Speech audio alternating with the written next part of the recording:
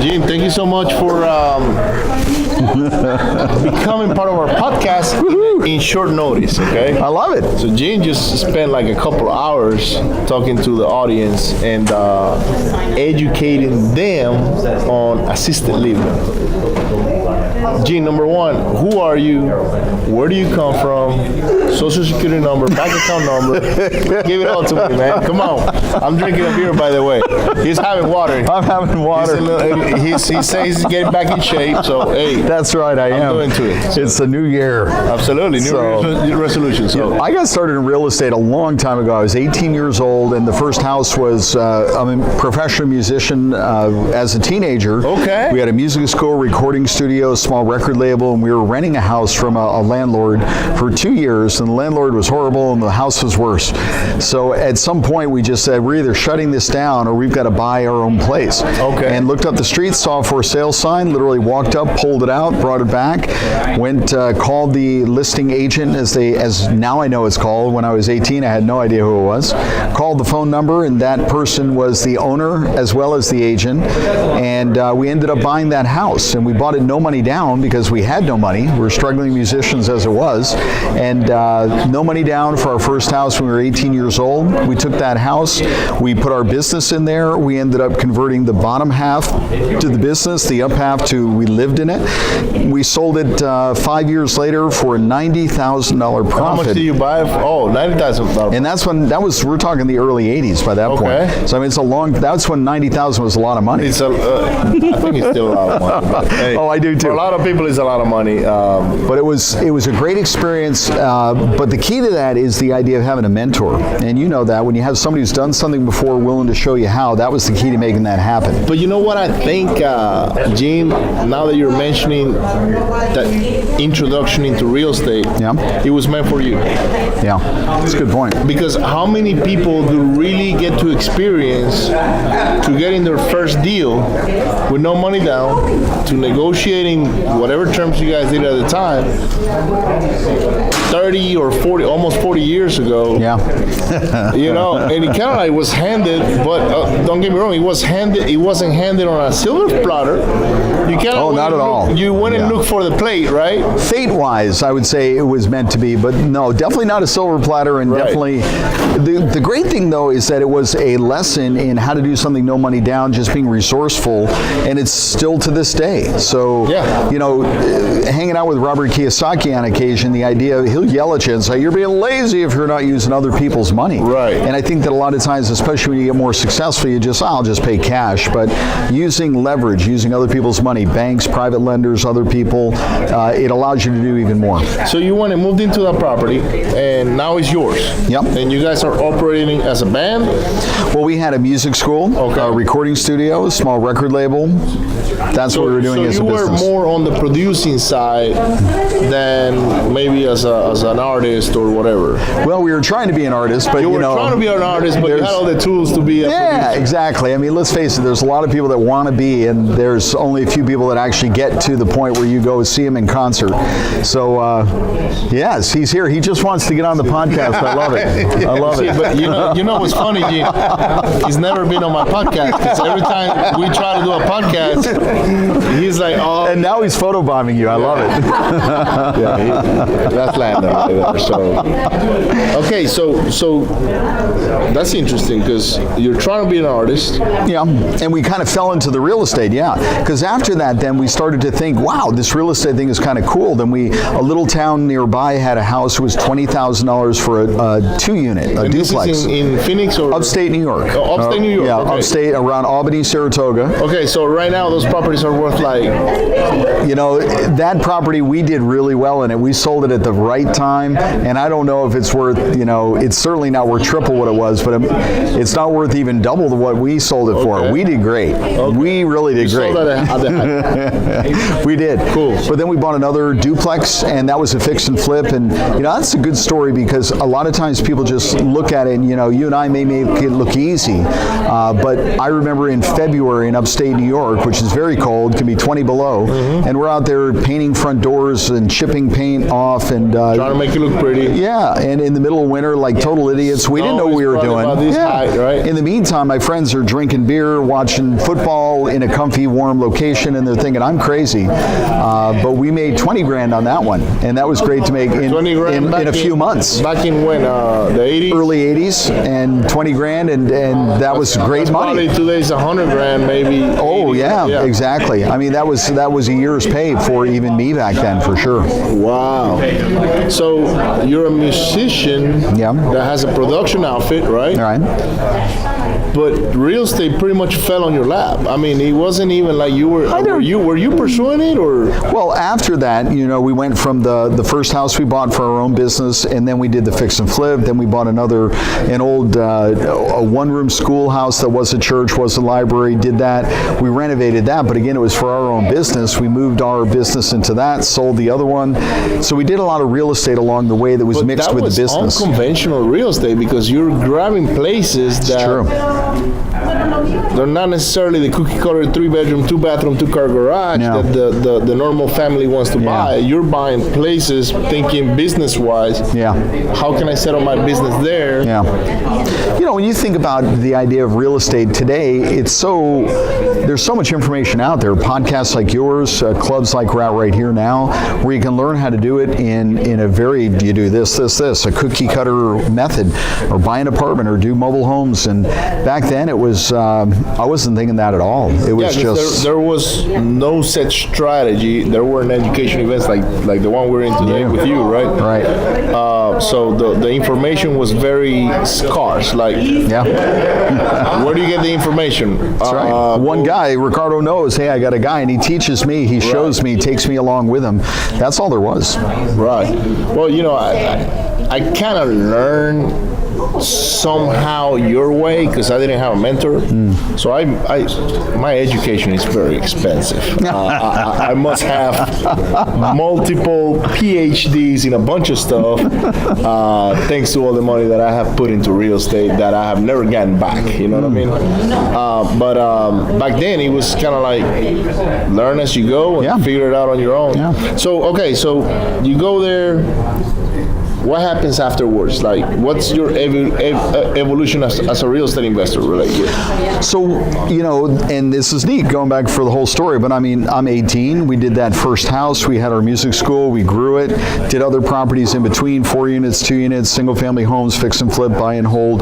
But then that next big one that we did was our first commercial. So I was 25 at the time. Okay. It was a bigger property. It was about a $300,000 commercial property, and then we sold it. And my brother and myself were partners. We separated. He got married, I got married. He moved to Nashville, Tennessee as a musician, life change. And I'm like, what am I going to do? And I read a book called What Color Is Your Parachute? Oh yeah, I know that book. Yeah, it's a great book for people who are wondering about career change. And the book, what the future looks like. Yeah, and my future, it said financial planner. And I said, okay, I like money, I like helping people. So you go from music to real estate to financial planner. Be a financial planner. So I did that, and really I never hung out a shingle, did it for others. It was really for me. So I did it for me, and I continued to do the music a little bit, and then somebody asked me to teach them how to do the real estate and so on. And I started to teach others how to do what I had done. And that was 25, 30 years ago, where I went out and taught my first class. Wow. Somebody hired me to teach. I went out and taught, showed them what I had done, how to do the homes, how to buy and hold and fix and flip. And I love it. I love to teach. I love to share. I love to see the sparkle in somebody's eye. That's what you do right now. Yeah, and I love that part. And when you're doing it and you're passionate about it, and then you see somebody else who wants to learn, it's a ball. It's a lot of fun. So I've been doing that for years and years, teaching others how to do the real estate and business in general. But I got into this because it was really about 20 years ago that I actually heard about this, but it was 6 years ago that I got into this residential assisted living. And I got into this whole niche because my mom needed help.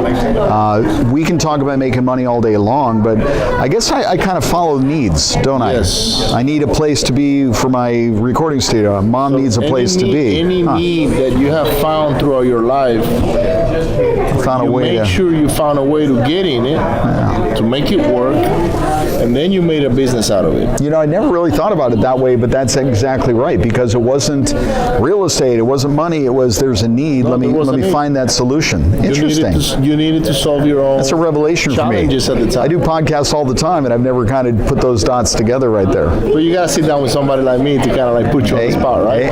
Yeah. Because sometimes as podcasters, we go and we talk and we share value and we add value or whatever, but we never get another perspective on what our lives look like from somebody that is a complete stranger. Because you and I just met tonight, Right. But I'm just, as you're talking, I'm kind of like, okay, man, this guy is solving his own needs, and that's how he ends up going on the next step. So I admire that, by the way, because it shows that your resiliency on conquering your own needs have gotten you to where you are today. Neat. So, Thank you. And I thank you for sharing, because not everybody shares their own life experiences, right? So you you just happen to get into it because of your own life experiences. So that's how you get into the whole assisted living thing. Yeah. You needed it for your own family. Well, and there's a little more to it too, because I had heard about it as a business, but that was 20 years ago. So then now the real estate market was diving, and I'm in Arizona, so the market really crashed hard there. This 6 years ago, so it would have been 2012. 2012. So 2012 in Arizona is not good. Well, it was great because, 2008, things went off the cliff, and then it's coming down, and by 2012, things were starting to come up. Pick back up, okay. And it's like, you know what? If I'm going to get into this is a perfect time, because you can buy a big house for less money than before. So what were you doing in the meantime? In the meantime, still teaching others how to invest in real estate. Okay. I've kind of retired 3 different times, but I'm bad at that. Yeah, you're like, okay, I'm going to retire now. I got what I need to sustain myself going forward. But I get bored. And then you find yourself back in. Oh, yeah. It sucks me back in just because I love to do stuff. I mean, here I am out here, training people doing this, and I could be sitting at home playing golf tomorrow. You'll be 95 years old. You'll be probably doing this. That's what my family keeps saying. Yeah. I keep telling them no, but that's what they think. You will. Look, entrepreneurs don't ever, they don't have a date of retiring. It doesn't exist. Well, I have set a date, though. That's well, you've retired 3 times. I know, but I've set the next one, so it's going to happen. We'll see. Until somebody calls you. Actually, we're starting 2 new companies this year, so it's probably not going to happen.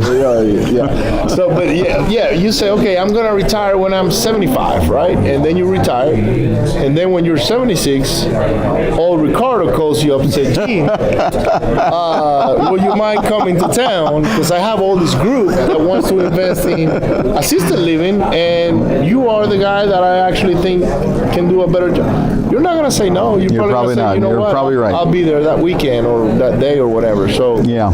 So okay, Gene. So assisted living. All right. What are the basics to it? Sure. So when we say assisted living, most people think institution, a big hotel, a hospital that was converted. That's not what we do. What we do is a residential model. So you take a single family home, do some conversions to make it senior safe, and then it's a licensed facility. It is a home residential based assisted living facility. There could be 8, there could be 12, there could be 16 people that are there living in there. There's caregivers that come and take care of the residents that are there. So it's kind of 2 parts, Ricardo. One is the real estate, so we can talk about that part. Location or whatever. And then the other is the business of this residential assisted living. The real estate is great. The business can make you a lot of money. Right. So in the business itself, you can make 10 or 15,000 net per month from a single family home. Wow. Now, people say, okay, high rewards. I'm assuming there's going to be high risk, liabilities, that kind of stuff. That's interesting. It's not necessarily high risk, but it's going to take some more effort. I mentioned a couple of real estate deals, and you know how it is when you're going through something. There's all kinds of challenges that come that you never knew were coming, especially on your first ones. In this, it takes more effort, but it's something that you're going to do once, and it's going to pay you forever. So that one and done, that concept of I'm going to work hard to get this one up and running and done, but now I've got this income that's coming in for as long as I want it until I sell it. Until you run it's worth the effort. So I won't say more risk, because the risk itself, let me think about this. You know, nobody asked in this room here, but you're kind of asking that one question. So if you're listeners, I'll kind of go this way.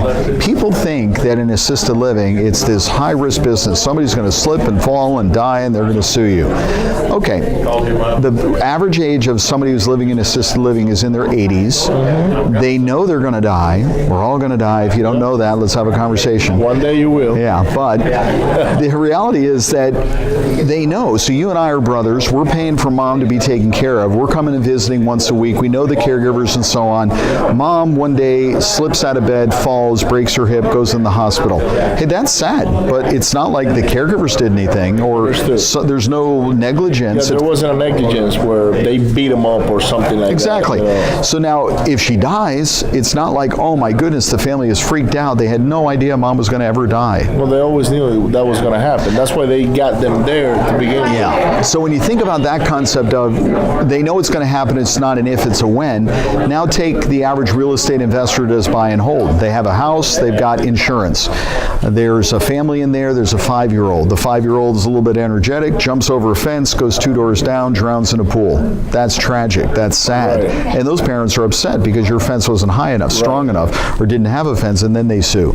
See, that person has more liability as far as I'm concerned, more risk as far as I'm concerned, than the person who has insurance specifically for this business, and we all know what's going to happen. Wow. Okay, so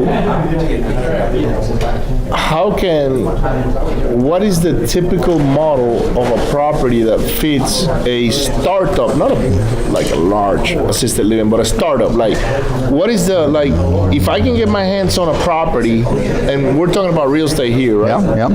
That I can start an assisted living, what does it look like? So first of all, when we say small, I want to define that. We're talking residential, as opposed to we're in kind of a hotel ballroom here. Right. We could convert this hotel into a big box, and that's what I call it, big box facility with 200 beds. Okay. That's not what we do. We take a single family home. So when we say small, I don't want you to do a home with 6 people, 7 people. Right. It's too small. I can't make enough money. I want you to do a bigger home with 10 or 12 people. You're fortunate being in Texas that you can have up to 16 people in a single family home. That's unusual, but that's great. You're in a great state for it. Is that like a 4-bedroom house? No, it's probably a 5,000 or 6,000 square foot house. Okay, and it's a big home. You've converted space, so you've added bedrooms and so on. You legally could do it in a 2,000 square foot house. Okay. Please don't, right? Yeah. But I want you to do it in a bigger house, nicer neighborhood. And that model itself, taking a nicer house in a nicer neighborhood, the reason why the location is key is because what you want is to be in an area where the people who are the kids, the 50, 60-year-old who has an 80, 90-year-old parent, we're going to be paying for mom and dad's care. Close to it. So close to them, but people that have money. So not somebody who can't afford to pay for their own stuff, but somebody who's making $80,000, $100,000, $200,000 a year. They got plenty of money to take care of mom. So I want to be in that neighborhood, a nicer neighborhood, more upscale neighborhood. See, the more I talk to this guy, I like him. Because I can already see the neighborhoods that I got houses on. Good. I don't have houses like that. But you know where they are. Yes, I know where they are. It's interesting that you're mentioning that, because I always thought maybe I gotta go to a rural town. I have a lot of houses in the country. Yeah. So I got houses on acreage, on 3 acres, but they're not necessarily 6,000 square feet. They're 2,000 square feet. Yeah, and it doesn't have to be 6. I'm just saying that's bigger is nicer, more comfortable. The model you have, those fits better. Yes, and single level would be great. If you have 2 level, you certainly can, but single level where somebody doesn't have to go upstairs to get to a bedroom, that would be better. More bathrooms is better. We can add bathrooms. I love it. How long have you been teaching this, Jim? Pretty much since the day I started to do it, because I'm a teacher by nature, but people would ask me and say, would you share with me what you're doing? And I'm like, yes. So now it's gotten to the point where we have a whole academy and we train people from all over the country, and I've trained literally thousands of people across the country how to do this now. Wow. How many assisted living do you think you have helped? We are constantly trying to get a handle on that number, because we get people all the time that call in and say, hey, I got your home study and I have 4 homes. It's like, well, why didn't you tell us? We'd love to know that. We do a national convention. We've actually created a national association for this. We're going to be coming up to our 3rd annual convention for this, where we have people coming up saying just that, home study, and I've got 4 homes, or I came to your class and I never heard anything from them, they get 10 homes. So I don't know. It's hundreds. We're on our way to 1,000. Our goal, our BHAG, big, hairy, audacious goal, is to be involved in 25% of all the assisted living homes in America. So, wow, that's a large number. yeah, it'd be like 10,000 homes. So that's our goal, is to get to where we're a part of, whether we train them, they own them, they operate them, they bought it from somebody, but a quarter of them, 25%. That's our goal. Man, I'm actually impressed. I mean, with the way you're teaching people and helping them get set up, the number is so large you don't even know what the real count is. Right. And that's how you know you've done enough. I actually had a friend that texted me yesterday. It's in Ricardo. I know tomorrow Gene is gonna be on the meetup at the 713 with Ray and Landon, and I said, yes sir.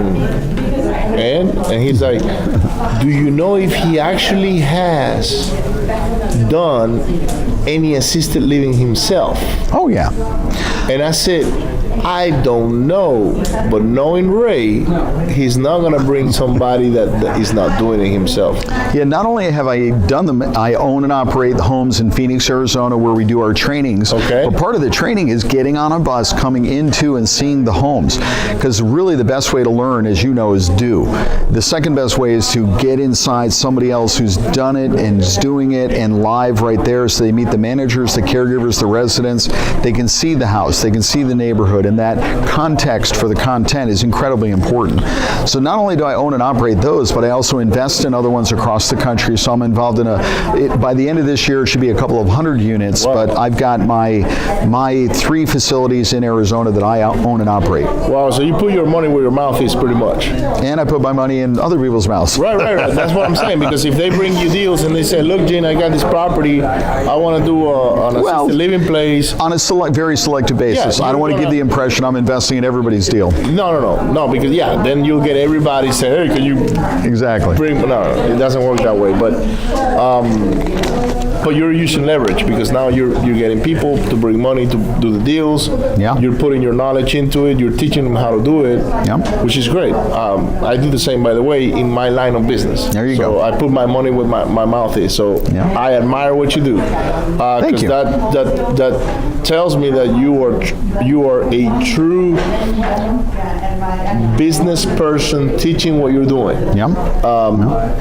In today's guru society, there's only a few that actually do what they say. Guys, we have a meetup this weekend here in the Houston area. By the way, this was completely improvised. It sure was. But thank you for inviting me, and you were kind of a little, not even hesitant, but I'm really glad that you did. I love this. I wasn't hesitant. I was just so busy outside that I couldn't get to sit down and hear your presentation. And then I sat down with Ray and I started talking to him. I was like, Ray, so how are you guys doing on the event this weekend? And he's like, well, Ricardo, I don't know. And I was like, look, Ray, let me throw a podcast with Gene real quick. Good. I'm going to produce it in the morning, and we're going to throw it in the afternoon, and hopefully we'll get some people to assist this weekend. But we have a class this weekend where Gene is going to be teaching how to set up your assisted living. Can you tell us a little bit about what's on the curriculum? So first of all, it's this Saturday, which is the 9th, I believe, or is today the 9th? It's the 12th. Today's the 9th. The 12th. Saturday, and it's... Look, Saturday. You're going to listen to this thing today? It's Saturday. Okay? Got it. Saturday, and it's 9 to 2, and what I'm going to be sharing is the 3 best ways to get involved in this residential assisted living here in Texas. Okay. Second thing is the best places and the worst places to do this. Okay. And then the third is the 5 keys to success. So you're doing it right. The 5 key things you need to know. I'm going to share all of that on Saturday. It's a pretty rare occurrence that I'm here for a 4 or 5 hour training, and Ray and Landon asked me to come, so I'm going to come here Saturday and do it. You're invited Saturday. It's going to be a Transact title. Look it up. Their website is transacttitle.com. Mansour is actually providing for the room for Gene to go and teach this class.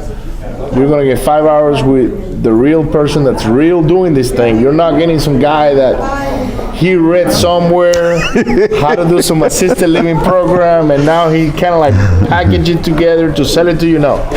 Assist over there. There's gonna be a cost associated with it. You're gonna find it on our website on renovatingrichesradio.com. If you have any questions and you're in the Houston area, make sure you reach out to Landon and Ray. They're gonna point you in the right direction. You can reach out to me. I have the sign-up form here.